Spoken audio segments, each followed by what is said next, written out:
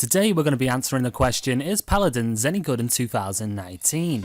Developed by both Hi-Rez Studios and Evil Mojo Games. This is one of my most played free-to-play games that I own on Steam. With the politics aside that this is an Overwatch clone, this is actually really enjoyable in both gameplay and community standing. Now with the free-to-play model, it does offer some microtransactions and also downloadable content. Now I do not find this offensive because it is the free-to-play model and isn't a AAA title that you're going to spend a lot of money on to get yourself started in the first place. Not to mention that they do have sales on stuff like the Champion Pack, which I purchased for the game, and for the amount of content that you do get, it's very worth it in my opinion, as even now in 2019 there are some new champions that I haven't seen yet. Really not bad considering that this game came out in 2016. The diversity of the champions roster is actually pretty awesome. There's a good mix between healers, support, damage and flanking characters, and there's definitely enough diversity in the roster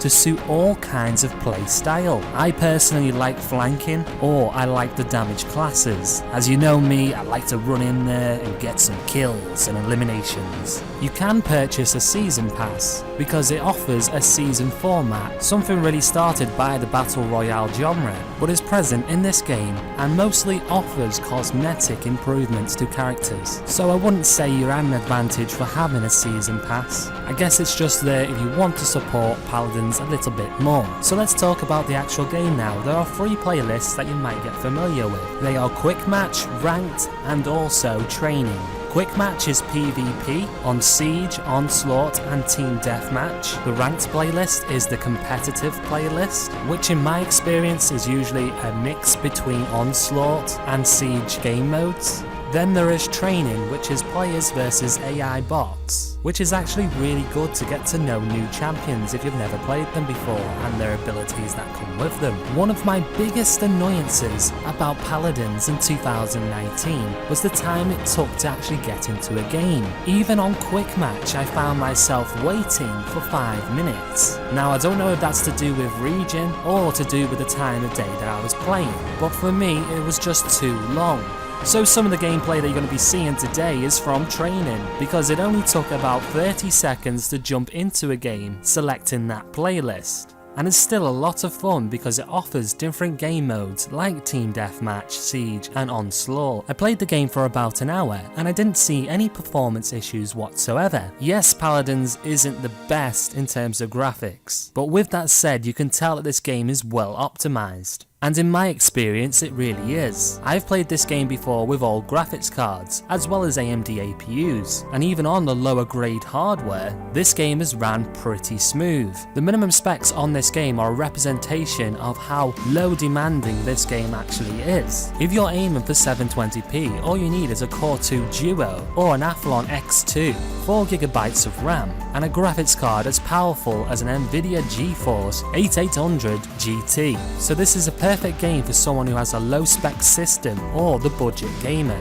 During gameplay, even with all the champions that are available to players, this game seems well balanced, and winning or losing a game depends on the player's skill. Talking about skill, this game is actually easy to pick up and feel comfortable with, especially if you know what kind of champion you want to go with. It doesn't offer too much of a skill gap for new players, and you don't feel like you're at a disadvantage if you are a new player to Paladins. In modern gaming, this is something that could be easily overlooked by developers, so it's nice to see a game that newbies can join in and have some fun from the get-go. With continued support for competitive, if you are a more experienced player and you want to test your skills against other great players, the ranked game mode still gets a lot of support. This means there's something for everyone in terms of game modes. During the time that I played this game for, I didn't see any suspicious activities, so no cheaters that I could see. Your mileage might vary, but the game seems pretty clean to me. Well, on the PC version I can't really speak for the console variants.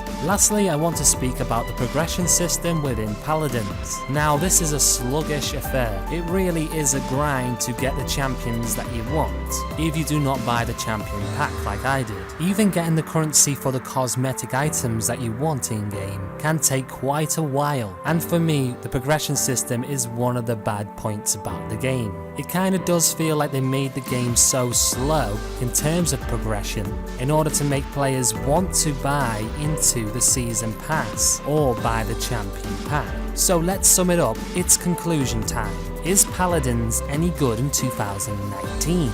The simple answer, of my opinion, is yes. It offers some casual fun for new and old players to jump into, with a great variety of game modes and the offer of different skill levels. A great cast of playable characters, with great gameplay, optimization, and a less toxic than average community. It's by no means perfect, but for a free-to-play game it's quite solid. I would recommend this game for newcomers as well as veterans returning to play some Paladins.